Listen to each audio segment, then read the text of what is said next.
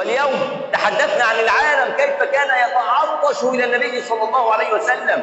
في هذا العالم أيضا كانت فيه أوبئة وأمراض. انتشار هذه الأوبئة وهذه الأمراض كان بسبب البعد عن الله. الطاعون قبل مولد النبي صلى الله عليه وسلم موت حوالي 30% من سكان العالم. أنت متخيل الرقم؟ 30%. يعني لو فرضنا العالم 100 مليون، في 30 مليون ماتوا من الطاعون، زي ما في ملايين ماتوا من كورونا اللي هي جند من جنود الله، اللي هي سبب وعقاب من الله سبحانه وتعالى بسبب البعد عن الله سبحانه وتعالى. لازم تعرف مثل هذه الأشياء لقربك من الله، تقرب من الله سبحانه وتعالى، تعرف الناس كانوا عايشين ازاي وبعدوا عن الله ازاي، فحصل فيهم ايه.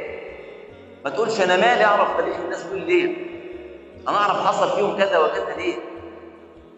لانه هناك فتن كما قلنا وكررنا مرارا ونكررها وسنكررها. في هذا الزمان هناك من يعبد الاصنام. انت